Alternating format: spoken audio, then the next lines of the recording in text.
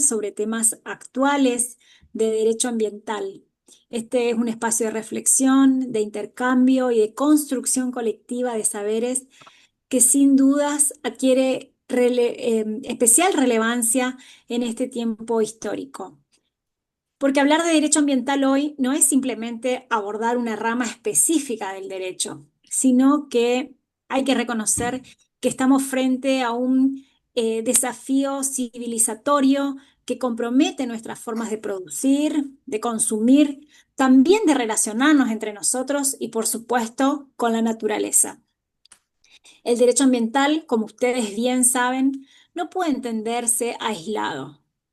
El derecho ambiental dialoga con los derechos humanos, con el derecho constitucional, con el derecho internacional y con los compromisos que asumimos como estados en la comunidad global. Desde mi lugar, como docente universitaria, como abogada, como especialista en derechos humanos, pero también como docente extensionista e investigadora comprometida con los territorios y con las comunidades, quiero subrayar algo que es fundamental, que el derecho ambiental es también un derecho humano y que su protección exige que lo integremos en una agenda mucho más amplia de derechos fundamentales, reconociendo que el acceso al agua potable, al aire limpio, a la tierra fértil y a un ambiente sano son condiciones básicas, mínimas, indispensables para el ejercicio pleno de la dignidad humana.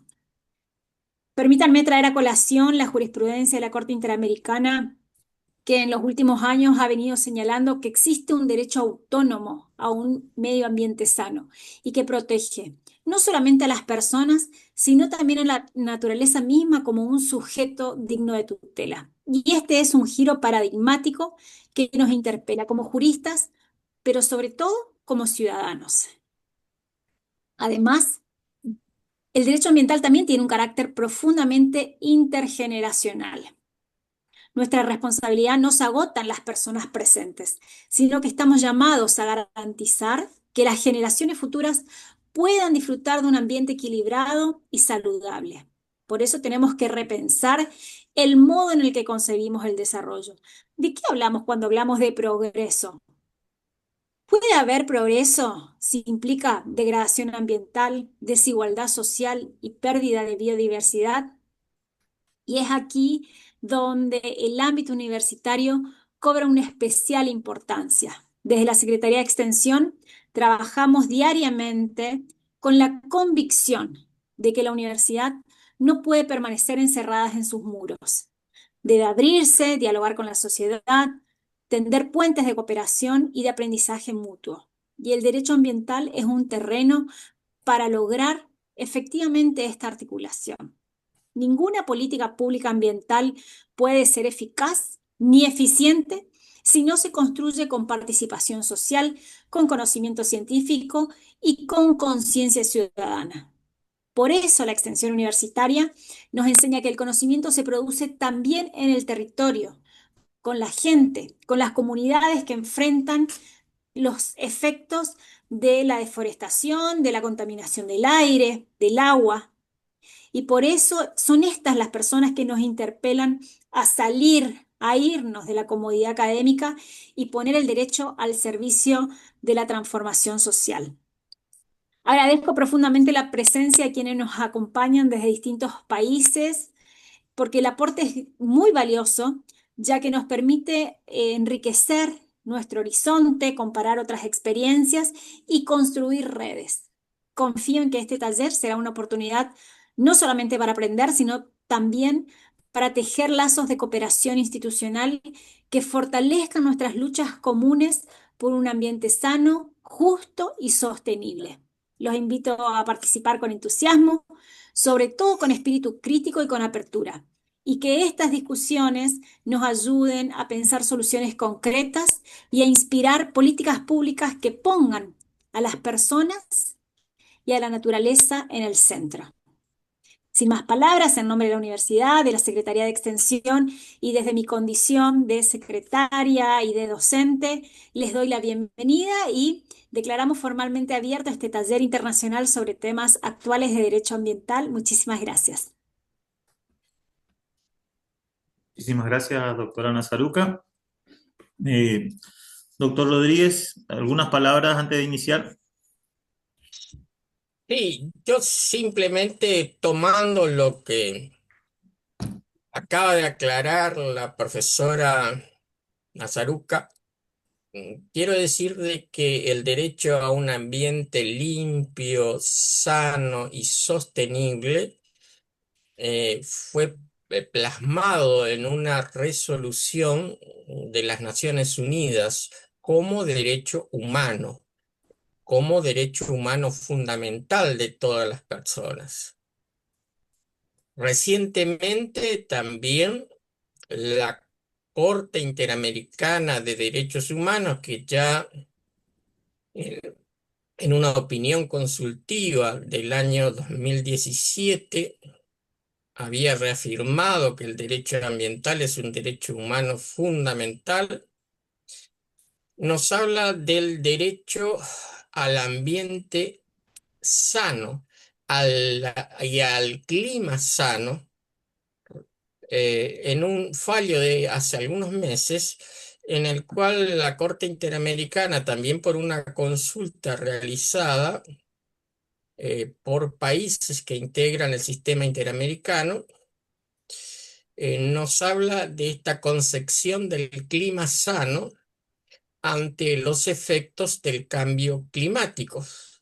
Y recientemente, la Corte Internacional de Justicia, ante un mm, pedido de la Asamblea General de las Naciones Unidas. La Corte Internacional de Justicia tiene su sede en La Haya.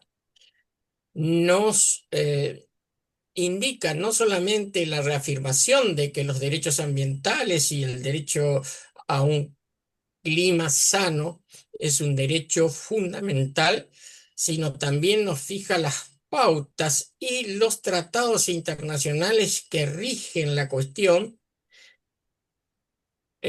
Entre una de las novedades es precisamente que el protocolo de Kioto, que aparentemente fue dejado sin efecto en el año 2020, eh, tiene plena vigencia conjuntamente con lo resuelto en la reunión de Río del año 1992, la Convención de Río, el Convenio sobre Cambio Climático y, por supuesto, el Acuerdo de París del año 2015.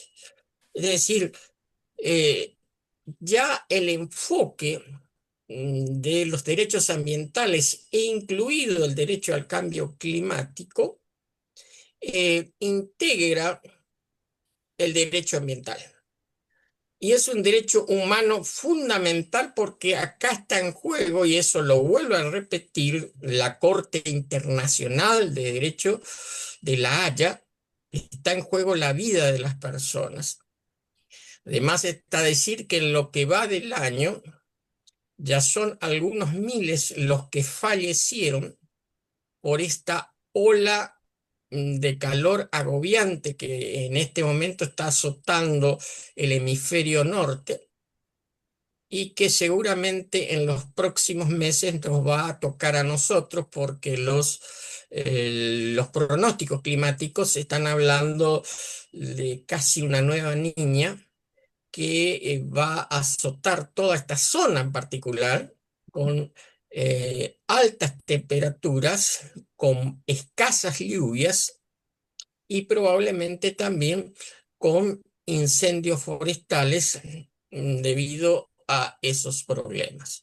Entonces, lo que yo quiero dejar en claro es que cuando hablamos de derechos humanos, una rama fundamental de los derechos humanos son los derechos ambientales.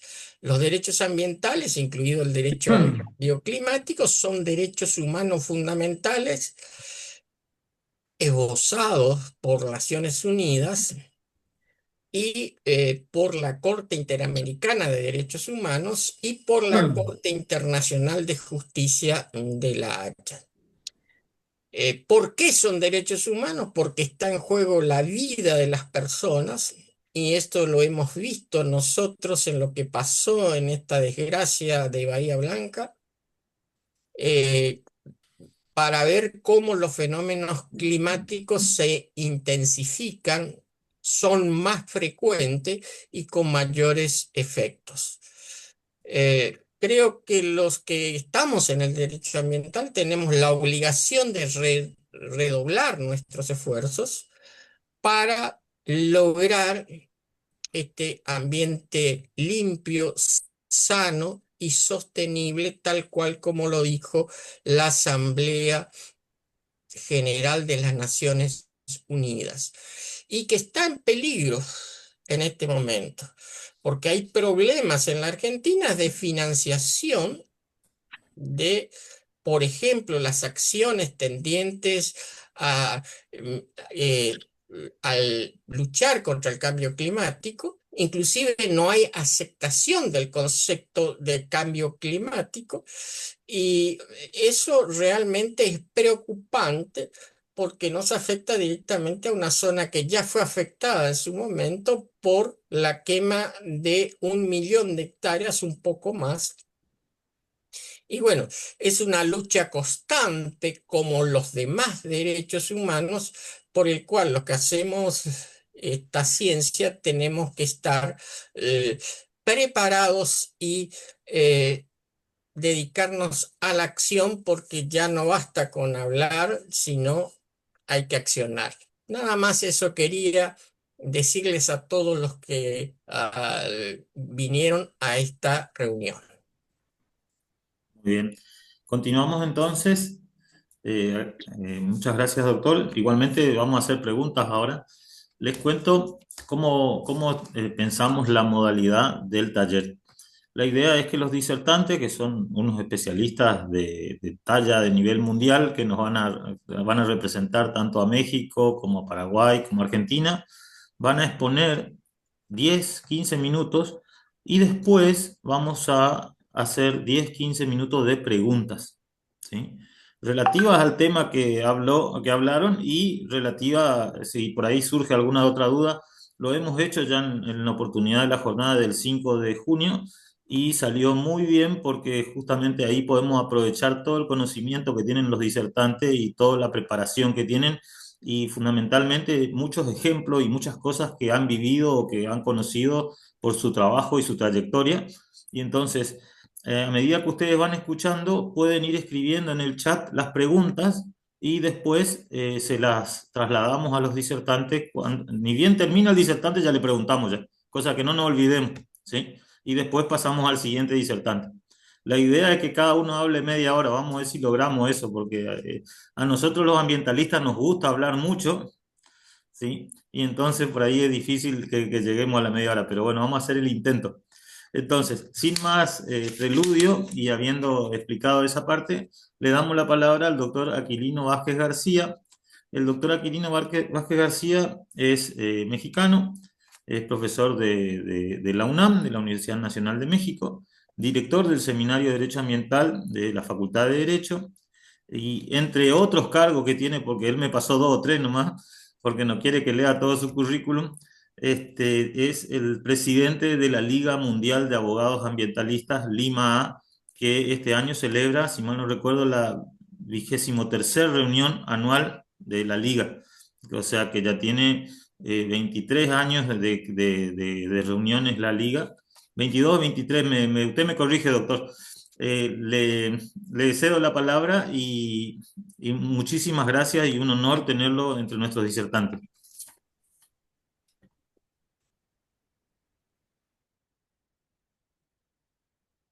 Está eso ahí. Ya. Al contrario, muchas gracias a todas y todos ustedes por esta oportunidad, por esta distinción. Para mí siempre poder interactuar con todos ustedes es un honor, es un privilegio y me llena mucho de emoción, aunque sea a la distancia. Verdaderamente es un sentimiento muy especial el poder estar hoy con todas y todos ustedes. Agradezco el que se me haya tomado en cuenta, el que se me haya considerado para poder charlar un poco más que dar una disertación, quiero que lo que yo hoy pueda esbozar sea una pincelada para poder reflexionar en todos estos temas, como bien dice el título del evento que hoy nos convoca, el Taller Internacional de Temas Actuales del Derecho Ambiental. Pues obviamente son muchos tópicos selectos, diría yo, al ver la calidad de mis compañeras y mis compañeros en este presidium, por así decirlo, de alguna manera romántica.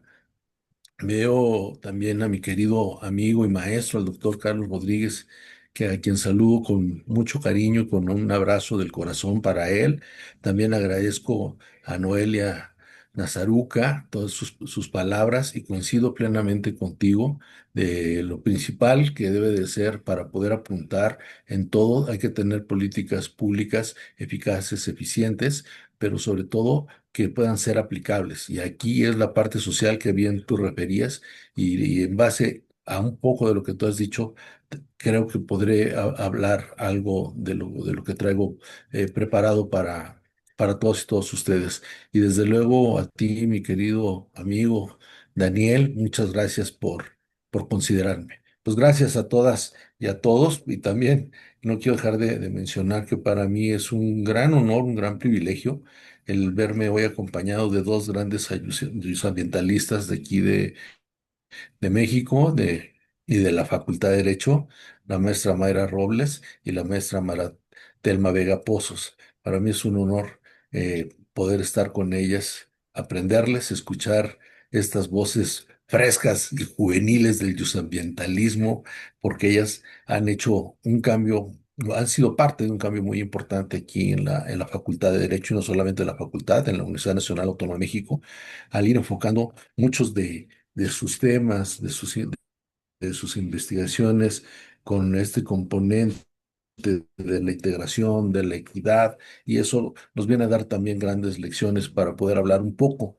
de lo que yo quiero comentar hoy, que es sobre la emergencia climática y los derechos humanos. Dicho esto, pues solamente, eh, pues no hay nada nuevo bajo el sol que ustedes, todas ustedes y todos ustedes no sepan. Se ha dicho mucho, se ha hecho poco y pues yo creo que el actuar se nos ha ido, la fuerza se nos ha ido por la boca con tantos discursos. Hoy es un mundo de realidades, tanto lo que puede pasar en Argentina como en México, como en Paraguay. Y pues bueno, yo creo que aquí ya hay que pasar a acciones más concretas. Ya hay mucho escrito, ya hay eh, mucho que hemos tratado de reflexionar. Pero ¿dónde está la fuerza de estas reflexiones si realmente no estamos viendo soluciones concretas? Ayer justamente estábamos en un conversatorio aquí en la unidad de posgrados de la universidad.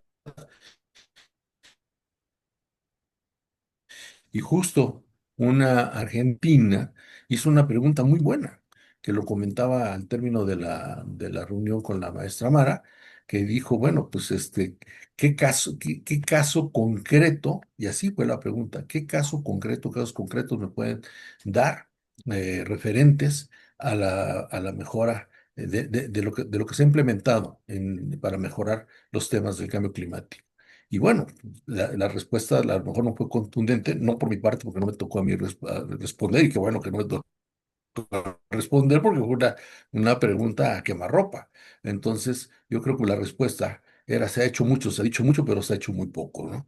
Entonces, ¿cuáles son las partes que se están viendo? Pues como bien lo señalaba, a lo mejor le voy a quitar un poco de su intervención a la maestra Mara, pero me dice, bueno, pues es que el plan, nuestro nuevo plan de emergencia, plan de restauración. El Plan Nacional de Restauración dice mucho, pero los beneficios, si se hacen bien las cosas, los vamos a ver. Ella dijo a 30, bueno, pues que fueran a 10, ¿no? Pero que se empiecen a ver. O sea, ya 30, pues quién sabe si me toca a mí verlo. Pero, pero bueno, esa es una muy buena respuesta, pero ¿qué hay que hacer? Hay que trabajar la parte de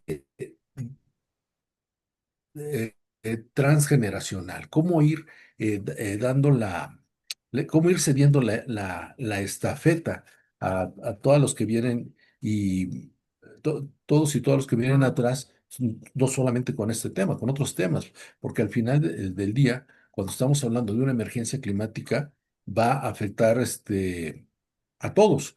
Y, y un ejemplo de ellos hoy día es la opinión consultiva 32-2025 de la Corte Interamericana de Derechos Humanos, que seguramente ya la leyeron o la están leyendo porque es bastante larga, pero todo lo que dice es muy cierto. Y ese es el ejemplo más claro para mí, que se dice mucho, pero se hace poco. Entonces, no por lo que dice la opinión consultiva, sino por lo que implica para haber llegado a esta opinión consultiva y todo este procedimiento. Y como bien lo refería el doctor Carlos Rodríguez, todas las convenciones, todo lo que hemos tenido que pasar de las COPs de París, de Kioto, todo esto. Entonces, ¿qué es lo que está faltando? Pues entonces hay que ver hacia los estándares reforzados y hacia las obligaciones específicas para los estados y para las empresas. Aquí es un juego donde nadie puede participar solo. Todos estamos interrelacionados. Todos podemos ser parte de la solución, pero también hoy día todos somos responsables. ¿Qué necesitamos con todo esto? Para mí, principalmente, son tres puntos. Que el primero, deben adaptar sus marcos normativos para que toda actividad, llámese pública o llámese privada, cumpla estándares climáticos estrictos. Entonces, aquí es la observancia, también por parte de los estados. Segundo, se debe de enfatizar el principio de responsabilidades comunes, pero diferenciadas. Esto es muy importante, la responsabilidad común diferenciada.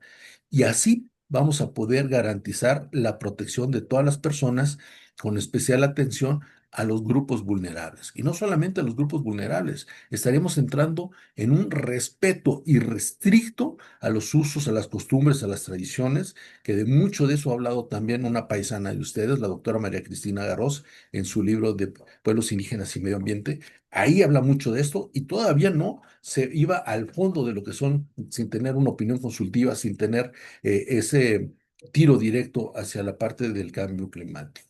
Y tercero, lo que dije, la regulación de las empresas. Entonces, esta opinión a la que hacemos referencia como base para esta gran reflexión, esta charla, reconoce que las empresas privadas y estatales, ojo, y estatales, que también tienen una gran responsabilidad, tienen obligaciones relativas al clima, que los estados deben regular, sí, la parte del estado, la parte del gobierno del sector. Y entonces se debe de exigir que los estados legislen. Nosotros, al igual que ustedes y que muchos países, tenemos legislaciones en materia climática, pero ¿qué ha pasado? ¿Cómo se hicieron? Ese es el meollo del asunto. Nosotros en México se hizo rapidito porque tenemos una COP aquí en México y había que llegar a la COP con una ley de cambio climático. Entonces, no está mal, pero como obra del ser humano es perfectible. ¿Qué es lo que ha pasado? Y ahí es donde siempre nos preguntamos, decimos mucho, pero actuamos poco. Uno de sus artículos transitorios habla de la adaptabilidad. ¿Qué es esta adaptabilidad? Si hablamos de cambio climático, es la adaptación al cambio climático, no es la adaptabilidad al cambio climático de la ley. Es que esta ley tiene que ser el eje para que toda la legislación primaria, secundaria, todo el andamiaje jurídico, tanto ambiental como el secundario, debe estar adaptado para poder reforzar la implementación. Y aquí es donde llegamos a esa parte. Cuando se tiene una legislación, que no hay legislaciones perfectas, siempre son perfectibles, y más en estos temas que son tan dinámicos y pasan tan rápido y de un día a otro pueden cambiar muchas cosas, lo que decía la doctora, que es la base para tener buenas políticas públicas. Si nosotros implementamos, antes de implementar, hacemos, elaboramos con los elementos que pueda proporcionar la academia, la investigación para poder llegar a esas políticas públicas, entonces sí serán eficaces, sí serán eficientes y sobre todo aplicables, siempre y cuando las leyes, los reglamentos, todo el ambiente jurídico haya sido consensuado. Cuando algo no es consensuado puede funcionar para un lugar y para otro no, tanto a nivel, llamémosle federal, a nivel mundial, pero bajándolo en cada país a su nivel federal, pero bajándolo, en el caso de México, nuestra legislación en materia ambiental es concurrente, federal, estatal y municipal. Entonces tenemos que bajarlo a esos niveles para que no haya tema de qué le corresponde a cada quien y que no haya impunidad sobre todo. Entonces, dicho esto, creo yo que el derecho a un medio ambiente humano, como bien lo expresaba el doctor Carlos Rodríguez, está garantizado. ¿Y desde cuándo aparece este derecho humano en todas las legislaciones? Pero este derecho humano es un derecho conexo. ¿Por qué? Porque está ligado a otros derechos humanos que son polimatrimonios indisolubles. Es la salud, el agua, la alimentación, la vivienda, la cultura, los usos, las costumbres, todo esto. Entonces aquí es donde tenemos que empezar y se empieza a complicar la cosa. ¿Por qué? Porque cada uno de estos derechos conexos o de estos derechos humanos conexos tienen sus propias legislaciones, muchos, y son específicas. Entonces, ¿cómo armonizar todo esto? Entonces, aquí hay un nuevo elemento muy importante que es la equidad intergeneracional, la obligación con generaciones presentes y con generaciones futuras. Y aquí hago mías las palabras y la doctrina del doctor Manuel Castañón del Valle, quien él habla desde hace muchos años, Carlos Rodríguez muy bien, y algunos otros más, creo que más de 20 años, Manuel Castañón habla de el defensor y la defensora de las generaciones futuras, y tan ha ido avanzando esta doctrina que hoy día hay una fundación que se viene, que ha venido posicionando y avanzando este tema, porque el tema no es que estemos nosotros haciéndonos los héroes o las heroínas para salvar a las generaciones futuras, no. El defensor y la defensora de las generaciones futuras somos todos y todos los que estamos ahorita para no dejar esa carga y esa responsabilidad a quien ni siquiera tienen culpa ni vela en el entierro. Entonces, el defensor y la defensora de las generaciones futuras, en base a la equidad intergeneracional, es el respeto irrestricto de todas y todos nosotros en este momento para ceder una estafeta correcta, educada y sobre todo que trascienda en la consecución de proyectos. ¿Cuáles podrían ser esos impactos y esos desafíos en México? Pues obviamente, dicho esto, el primero que puede ser la salud pública, la biodiversidad, los recursos hídricos, que no es un tema menor en el mundo, que hoy ya aquí mis compañeras, y en especial la maestra Mara, ha hablado del estrés y del ecoansiedad, ya me corrigieron. ¿Y cómo se llama la otra? Perspectiva de género y necesidad. Perspectiva de género y crisis hídricas. Y yo lo he escuchado en diferentes foros y yo no sé si vas a hablar de eso, pero seguramente algo tocará. Ver que no tenemos la delicadeza a veces de pensar más allá de lo que está pasando y de lo que puede pasar en estos temas cuando se atienden con seriedad, con profundidad. Vuelvo a lo mismo. No solamente es el ser y el deber ser, es el deber de actuar para poder ser. Eso es lo que yo creo. Entonces, y volvemos a lo mismo. ¿Dónde recae todo esto? Pues obviamente en las comunidades más vulnerables. Para mí, en lo personal, ¿cuáles serían algunas soluciones y acciones? Primero, creo yo que el cambio climático requiere una coordinación entre gobiernos. tanto nacionales, o sea, nacionales como internacionales. Y era lo que yo les decía, en México estamos divididos por estados. Entonces, esa coordinación, pero tomando en cuenta la parte de la concurrencia, que también es un tema constitucional.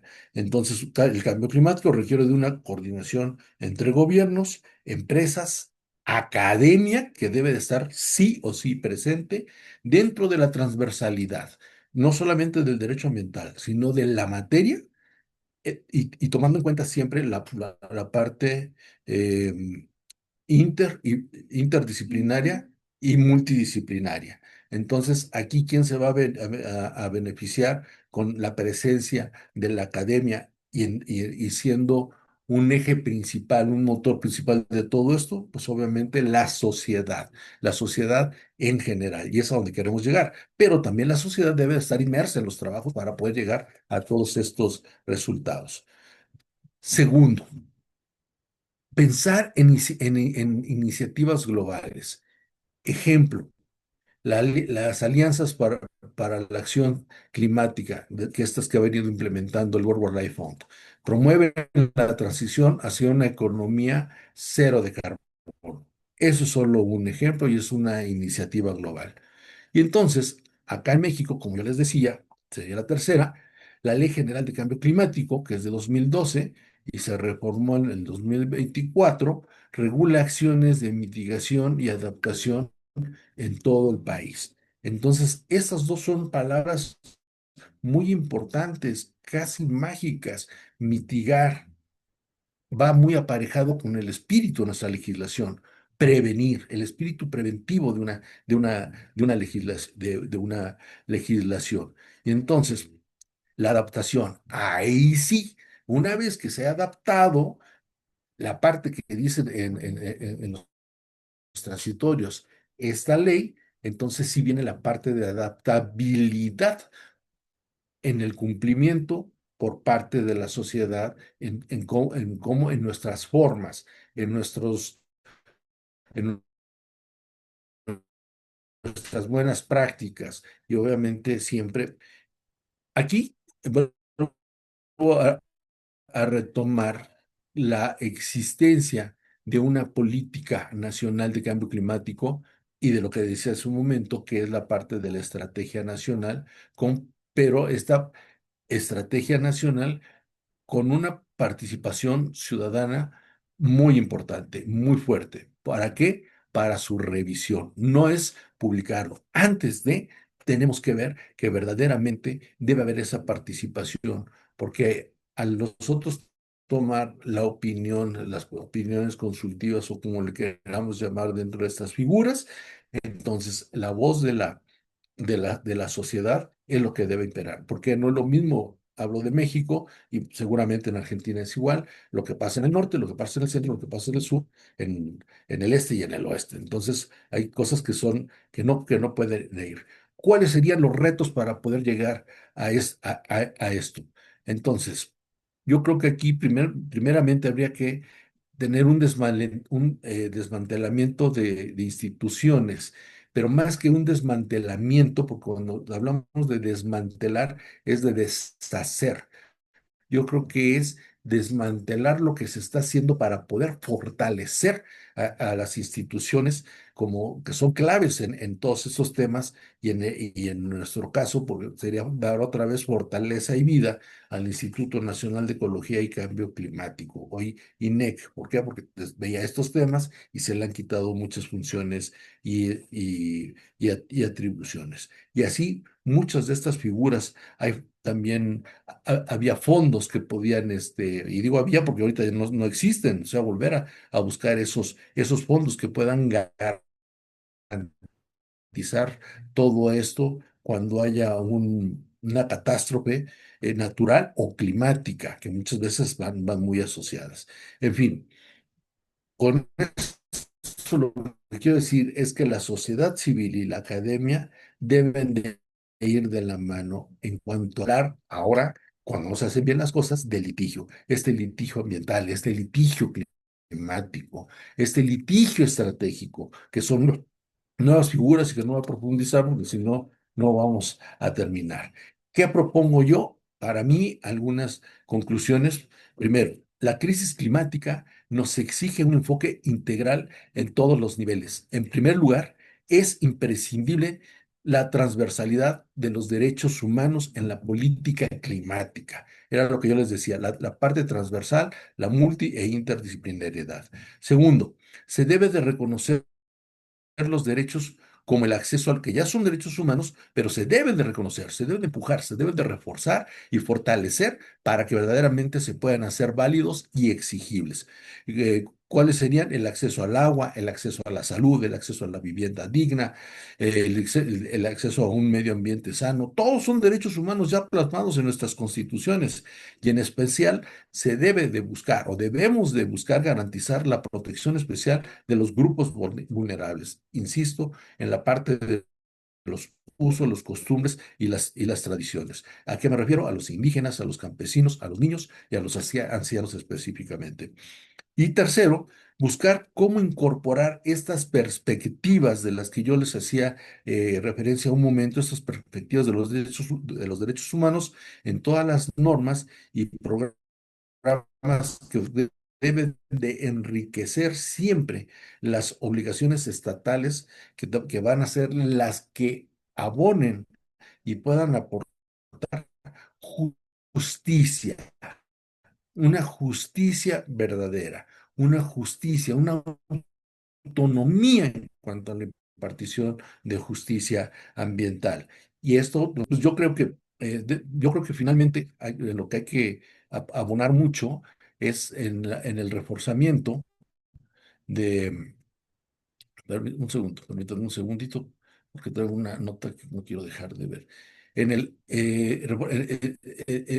reforzamiento para la cooperación internacional y el financiamiento climático. Todo esto que estamos diciendo necesita dinero. Y sin dinero, tristemente, no vamos a ir a ningún lado. Entonces hay que buscar las formas. Los gobiernos no son mágicos, a veces que no tienen para nada. Entonces, ¿cómo vamos a buscar esas formas? Pues con los financiamientos internacionales, buscar dónde sí hay, o qué empresas o qué grupos de poder empresarial a nivel mundial pueden y financian este tipo de, de, de eventos y de problemas para buscar estas soluciones. Y sobre todo, siempre ver que otros actores, como las empresas, y a eso me refiero, deben movilizar estas inversiones verdes y reportar sus huellas de carbono. ¿Por qué? Porque se deben de alinear con acuerdos internacionales. Y aquí, otra vez, la academia debe de buscar esa forma de investigación con fondos, obviamente, para poder crear redes científicas específicas, pero no solamente locales, porque este es un tema global. Entonces, creo que el principal deber y la principal responsabilidad es de cada una y de cada uno de nosotros. Y es que cada actor en su esfera debe asumir una responsabilidad concreta, acciones coordinadas de gobierno entre el sector privado, entre la sociedad y todos bajo un enfoque de derechos humanos y de justicia, se logrará, creo yo, una respuesta integral al cambio climático, no solamente en México, sino que yo creo que en cada uno de nuestros países. Y yo cierro con esto, y creo que esto es muy importante. En estos tiempos de la emergencia climática, la información no debe ser un privilegio ni se debe guardar. Debe ser un, un instrumento de protección de humanos y sobre todo de la democracia ambiental. Pues es todo lo que hoy quería comentar con ustedes. Gracias.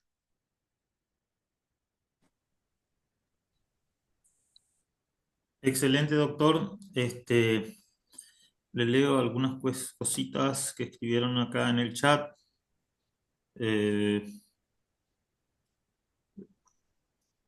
Dice, quería recordar que en Argentina, con la reforma del 94 y el artículo 41 de la Constitución, se podría decir que es muy moderna y futurista, pero la aplicación en modo particular y estatal sigue siendo un ideal. Las sanciones son insuficientes sacando la cuenta costo-tiempo. Por ejemplo, reimplantar y tener un bosque tardará 50 años y el daño es inmediato, y entonces prima la frase el que daña paga, pero en realidad la que paga es la humanidad toda, ¿sí? Nuestras generaciones futuras. Deberíamos enseñar a sembrar cerezo y a añorar la sombra a nuestros nietos. Eh, la consulta sobre las generaciones futuras en México, ¿tienen alguna legislación específica que usted esté al No, tanto? todavía como tal no hay nada, pero yo creo que este cambio intergeneracional está plasmado en todo, porque al final son derechos humanos, son políticas públicas, y es lo que decía yo en un inicio. Decimos, Ujú. pero no actuamos. La fuerza se nos va, los discursos sobran en todos los sectores, pero realmente ¿qué es? Y hice referencia a la intervención de su paisana el día de ayer aquí en un conversatorio. Al final del día, yo creo que todo el andamiaje jurídico nacional, internacional, para todos los temas y subtemas ambientales en general, es parte de la defensa de las generaciones futuras. Entonces, esta doctrina del doctor Castañón va hacia allá, en la protección. Y no, manejo la doctrina a fondo como el doctor, pero hay países que ya tienen órganos eh, gubernamentales específicos para la defensa de las generaciones futuras. Creo que por ahí había uno o dos que ya tenían hasta un tribunal o algo así específico para la defensa de las generaciones futuras. Entonces, pues yo creo que falta mucho por hacer, pero todo va enfocado precisamente a que la defensora y el defensor de las generaciones futuras somos nosotros, no para dejarle la carga de lo que se hizo mal durante los últimos 50, 100 años, 20 años. O sea, es nosotros compartir la carga y sacar para el cambio de la estafeta intergeneracional. Las defensas y los defensoras en ese mismo compromiso con las generaciones que verán después, pero la responsabilidad que no hemos hecho bien las cosas y que debemos, o que nos tocó, y aparte de que no vienen bien hechas, bueno, pues somos nosotros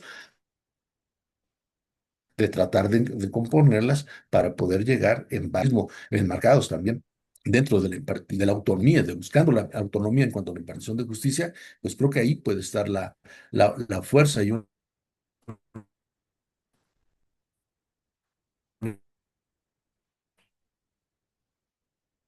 Como que se corta, doctor, su internet.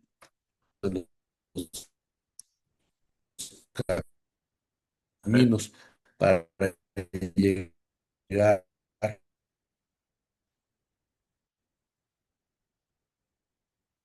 no.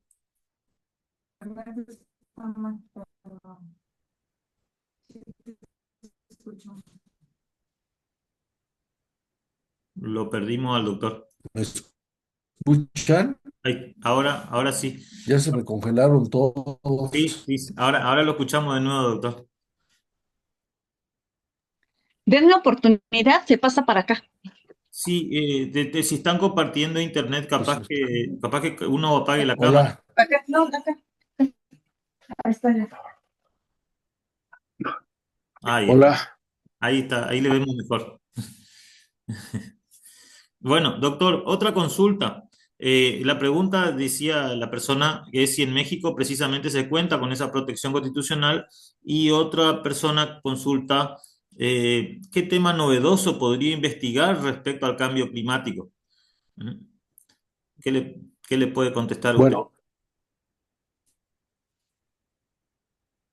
Bueno, lo mismo que estaba diciendo yo, no hay una protección específica, pero en todas las leyes habla de las generaciones futuras, preservar, conservar para las generaciones futuras. Incluso en el preámbulo de la Ley General del Equilibrio Ecológico y la Protección al Ambiente, habla de eso. Y de esta figura y de la sustentabilidad. Y ahí es donde se empiezan a hacer todas las reformas en la legislación mexicana en materia ambiental para que se contemple en todo el andamiaje jurídico la parte de las generaciones futuras y de la sustentabilidad. Y la otra era ¿qué tema qué? Para investigar en cambio climático, ¿qué tema novedoso hay en la actualidad? Uf, pues yo creo que todos, o sea, se ha hecho bastante, pero falta mucho por hacer.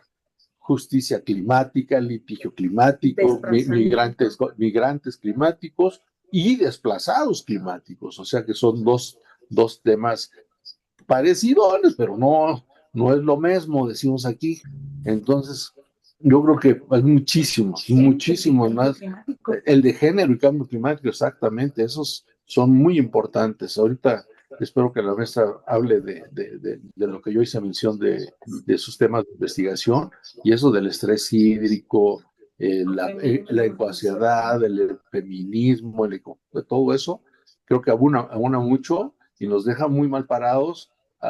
Bueno, a mí no soy gobierno, pero nos deja muy mal parados por esa falta de visión periférica para ver las consecuencias de muchas cosas que pueden ser menores y que están afectando en gran escala. Bueno, justamente a eso que está refiriendo usted, Tavares Ariel dice qué herramientas jurídicas, acciones de amparo, medida cautelar, litigio estratégico, pueden forzar al Estado a cumplir con sus deberes ambientales, como lo hacen en México. No, claro, hoy día, pues, como instrumentos, como herramientas, tenemos los tres tipos de responsabilidad, igual que ustedes, la penal, la civil y administrativa. Y desde 2013, aquí en México, hay una ley, por ahí apunten, Ley Federal de Responsabilidad Ambiental. Valiera la pena que le den una leidita, porque habla de cosas muy interesantes y habla como de una cuarta responsabilidad lisillana, que es esta. Y ya empiezan a integrar diferentes elementos e instrumentos como los seguros, que para mí, y siempre hemos luchado por la parte de la obligatoriedad, bueno, su servidor siempre he dicho, la parte de la autonomía en cuanto a la impartición de justicia, la obligatoriedad de los seguros ambientales y la obligatoriedad de las certificaciones agroalimentarias de la sustentabilidad. Tan es así que nosotros este año vamos a celebrar el segundo Congreso Internacional de Alimentación Sustentable. El año pasado tuvimos el primero y ya es un tema muy interesante de toda esta parte de los transgénicos, de la parte de las certificaciones. Antes todo era orgánico, ahora pues ya es buenas prácticas, si bien nos va, mucho transgénico, en fin. Entonces, creo que hay formas que hoy día el mundo y muchos países están demandando otra vez mucha alimentación orgánica. Estados Unidos es el consumidor número uno de alimentos orgánicos y de Argentina, hasta donde yo sé, también salen bastantes alimentos orgánicos allá. Entonces, es otra línea de trabajo que tenemos nosotros ahorita aquí en México, en el seminario y en lo personal, en la práctica profesional, su servidor también. Bien, un comentario de Sil, que debe ser Silvia o Silvio. Creo que esa es la debilidad de la materia ambiental. Los discursos no son acompañados por las políticas públicas. Y por otro lado, una persona, Juan Antunes, pregunta, no sé si este tema da para ahora, pero le paso la consulta, si puede explicar diferencia entre ciclogénesis y corriente de chorro. Yo ahora que hubo acá en Argentina, ayer o antes de ayer hubo un efecto climático y por todas las radios y la televisión apareció el término ciclogénesis.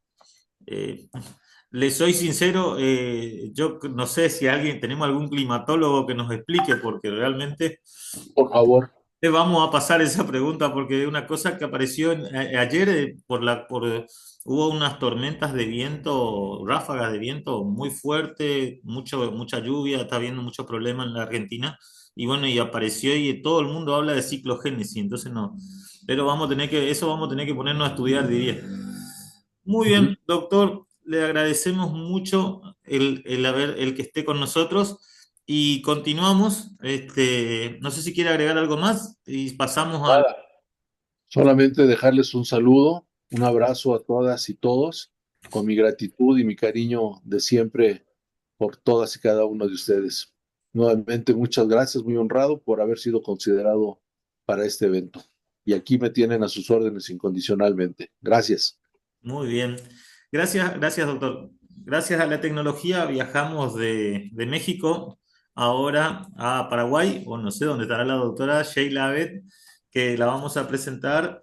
La doctora es abogada, tiene un posgrado en teoría También, legislativa. permíteme saludarla. Sheila, un abrazo ¿Qué muy tal? Un grande. abrazo Qué fuerte. gusto saludarte. Lo Buenas mismo. tardes, Sheila, ¿cómo te va? ¿Qué tal? ¿Cómo está José Carlos? Gracias. La doctora tiene una maestría en Derecho Ambiental de la Universidad de Limoges, es doctora en Derecho Internacional por la Universidad de Buenos Aires, fue ministra de Justicia de Paraguay, también fue miembro del Consejo de Entidad Binacional de Yacyretá y también presidente de la Comisión de Derecho Ambiental de la Unión Internacional de Conservación de la Naturaleza.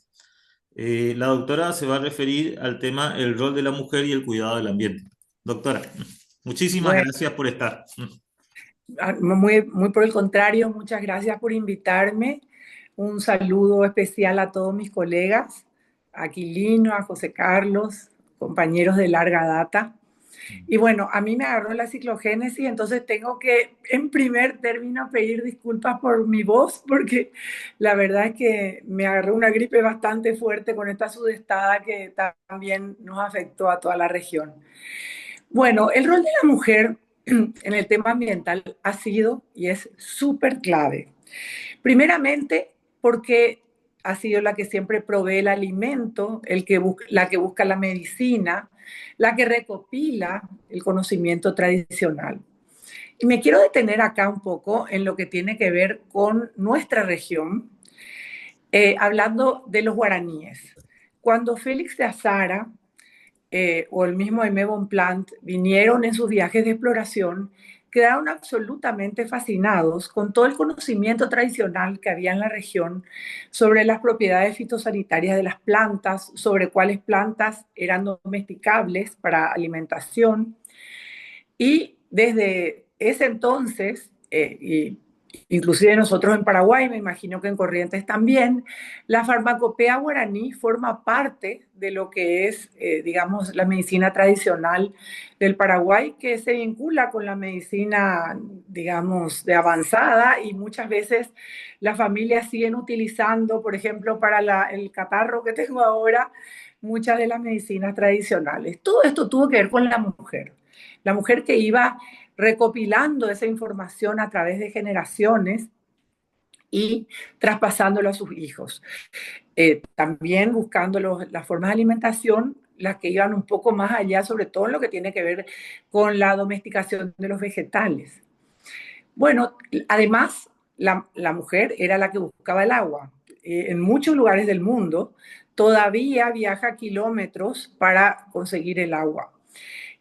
Justamente escuché a Aquilino mencionar el tema de la crisis hídrica que ha puesto todavía mayor estrés sobre este tema del agua, ¿verdad? Y de la mujer que tiene que buscar el agua. Y también de la mujer en el sentido de la energía, porque siempre ha tenido que proveer la leña para la cocción, para el calentamiento del hogar. Entonces esto viene de antaño. Pero ¿cuál es el estado de la mujer hoy en día? Sigue siendo probablemente el eslabón más vulnerable. Inclusive teniendo en cuenta, por ejemplo, a la Convención de Cambio Climático, recién en la COP16, en el año 2010, en los acuerdos de Cancún, fue la primera vez que se tomó el enfoque de género dentro de lo que tiene que ver con la Convención de Cambio Climático. Y en la COP20 recién se salió el plan de trabajo de Lima sobre el enfoque de género con la mujer. ONU Mujeres ha trabajado mucho en esto y ha trabajado mucho también en lo que tiene que ver con lo que le llaman el asesino en la cocina. Porque la mujer, como decíamos, siempre se tuvo que hacer cargo del tema de la energía para la cocción, por ejemplo, y la mejora en los fogones ha sido clave y ahí se trabajó muchísimo para que se puedan evitar enfermedades asociadas, que la mujer cocinando nomás en los fogones tradicionales tenía el mismo impacto que un fumador, digamos, de intensivo. Todo esto hizo que, digamos, se vaya empezando a buscar un rol más protagónico en este sector más vulnerable que era la mujer. La Convención de Kunming-Montreal, que hizo el Marco Global de Biodiversidad, que es lo más nuevo que tenemos ahora dentro de la Convención de Biodiversidad, también pone entre una de las metas a las mujeres, a la atención de las mujeres y la valorización de todo lo que había mencionado antes, ¿verdad? El conocimiento tradicional, lo que tiene que ver con la mujer y la energía, la mujer y el agua, la mujer y la educación, porque hay que recordar que si queremos impacto realmente en las políticas educativas, los niños y las mujeres son claves para el cambio conductual. Entonces, digamos que ahora sí se ha reforzado en los últimos años, aunque definitivamente, y estoy de acuerdo con algunos de los comentarios de los participantes, las políticas públicas en nuestros países no reflejan adecuadamente esos avances internacionales que a veces se ven en nuestros marcos jurídicos, pero con poca aplicación y cumplimiento. Entonces, realmente las comunidades son las que en mayor caso están aplicando el rol de la mujer, porque yo que trabajo mucho en mi país también, en lo que se llama las organizaciones de base, veo que ahí sí las mujeres llevan como un poco más, un rol más protagónico, más destacado, pero en lo que hace a nivel nacional eso va disminuyendo y eso todavía sigue siendo bastante lamentable en nuestra región, a pesar de que, como comentaba, en el tema ambiental la mujer tiene todos estos aspectos en los cuales característicamente ha tenido un rol fundamental. Es por ello que yo creo que nuestro trabajo como profesores de Derecho Ambiental es justamente trabajar en reforzar ese protagonismo, ese rol, trabajar con el tema de educación ambiental, trabajar en todo lo que tiene que ver con la construcción jurídica. Imagínense que solamente en lo que hace a una de las cuestiones que suelo monitorear, que es la tenencia de la tierra, en la mayoría de los países de nuestra región, la mujer tiene muchísimo menos acceso a la tenencia de la tierra. Y así en varias cuestiones que tienen que ver con ello. Sin embargo, por ejemplo, cuando trabajamos en lo que es la gestión de cuencas, las mujeres son las que más se involucran y más trabajan, como les decía, a un nivel de organizaciones de base.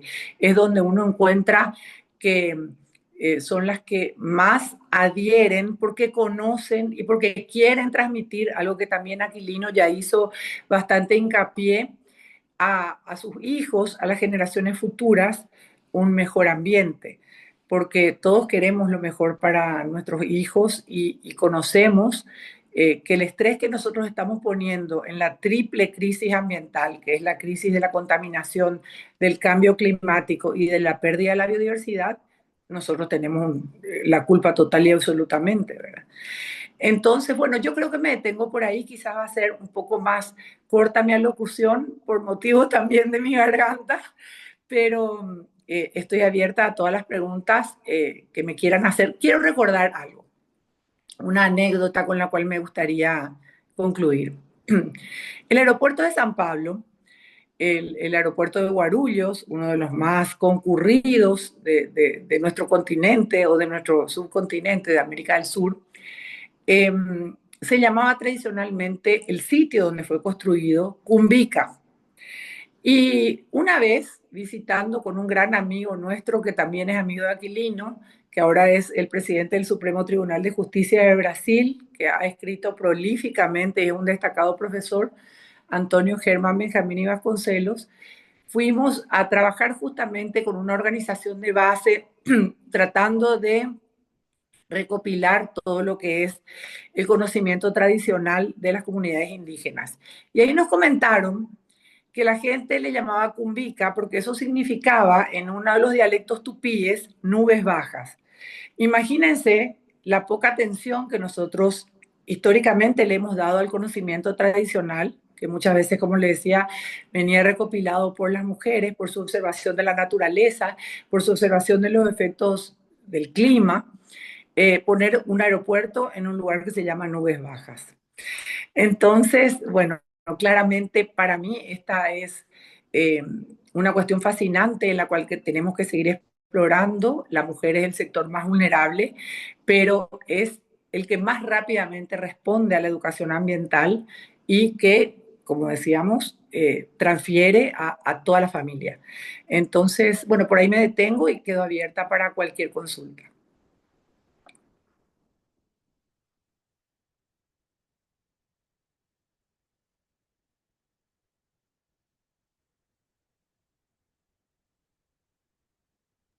Doctora, le consulto, le leo acá. Dice, quería preguntar si nos podía recordar cuándo fue la primera vez que hizo mención del enfoque de género en el tema ambiental, si se... Bueno, como decía, si es que tenemos que ver con